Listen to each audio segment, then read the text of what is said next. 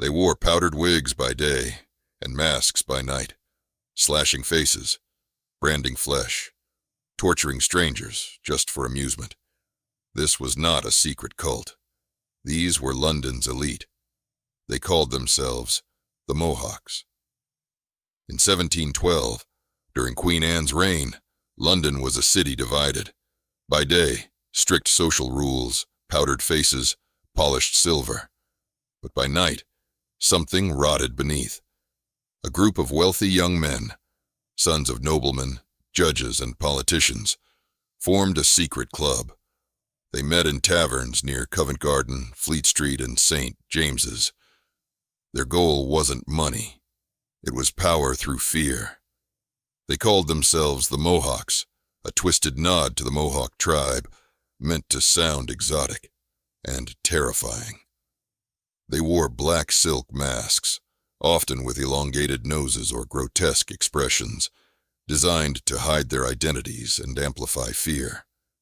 Some were said to have custom masks with animal-like features, mocking tribal designs. They moved in groups, silent, watchful, laughing. One man was slashed across the face by a Mohawk who called it tipping the lion. Another was stabbed in the legs, then made to crawl home bleeding, as the group followed him, clapping. A woman named Mary B., recorded in a 1712 broadsheet, was stripped of her clothes, tied to a post, and mocked for hours. A disabled beggar was forced to dance with hot coals in his shoes. There were even claims they branded random citizens, burning initials into their skin with red-hot irons. They overturned carriages, beat watchmen unconscious, and in one case, rolled a man downhill inside a barrel lined with spikes. These weren't gang crimes. These were ritualized tortures, performed for the laughter of the elite. Panic spread like fire.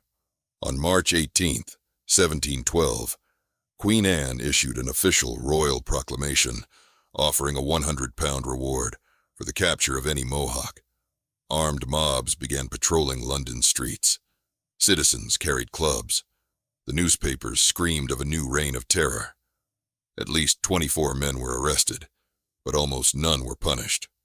One alleged member? Lord Hinchingbrook, heir to an earldom. He was caught beating a watchman, but the charges were quickly dropped. The rest were either bailed by their families or vanished into wealth and silence. Historians now argue, was it real or a moral panic?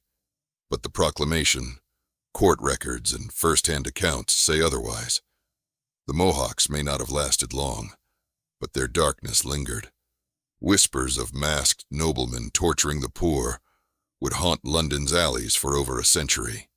They weren't monsters in rags. They wore powdered wigs, and they never needed a reason. Evil, you see, can be beautifully dressed.